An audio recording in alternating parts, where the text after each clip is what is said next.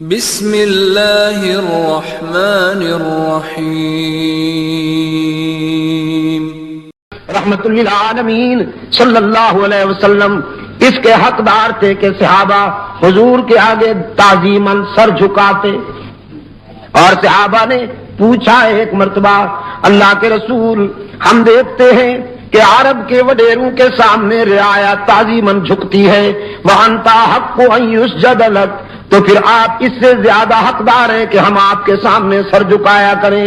رحمت عالم صلی اللہ علیہ وسلم نے فرمایا کہ شریعت میں گنجائش ہوتی اللہ کے بغیر، اللہ کے سوا کسی اور کے سجدے کی گنجائش ہوتی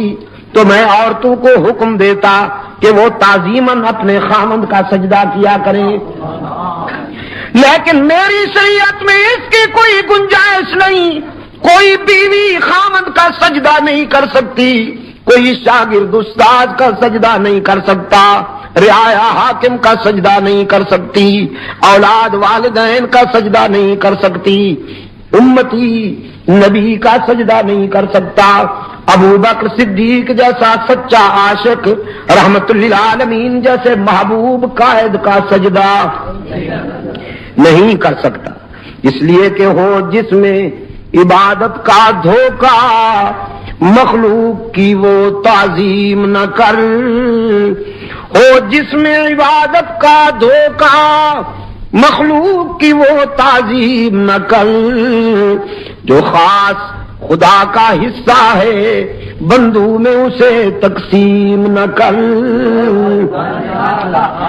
ہماری جبین کی عاجزیوں کے لیے سچا مسجود کا نعبد، ہماری جبین کی عاجزیوں کے لیے مسجود تو ہی۔ کتاب میں بات ہو رہی ہے نا ایا کا، ہماری جبین کی عاجزیوں کے لیے سچا مسجود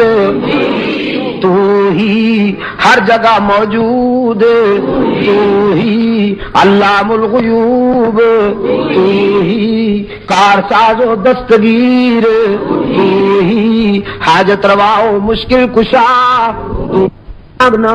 مانگ تو صحیح، مانگنا کیا چاہتا ہے؟ میں چاہتا ہوں کہ تجھے بھی خوش کروں،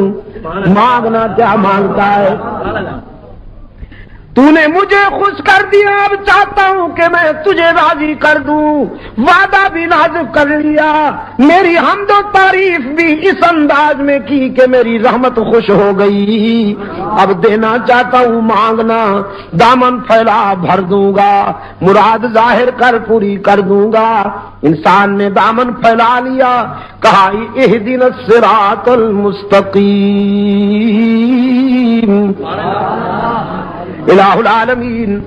بس صراط مستقیم مانگتا ہوں۔ بنگلے نہیں چاہیے، محل نہیں چاہیے، کوٹھیاں نہیں چاہیے، بینک بیلنس نہیں چاہیے، لمبی لمبی کاریں نہیں چاہیے، وزارتیں نہیں چاہیے، اہدنا الصراط المستقیم،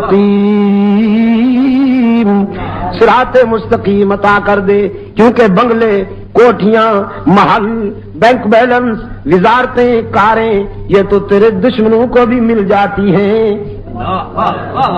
یہ تو تیرے دشمنوں کو بھی مل جاتی ہیں۔ یورپ کے کتے بھی کاروں میں سفر کرتے ہیں، ربا میں وہ نہیں چاہتا جو تیرے دشمنوں کے پاس ہے،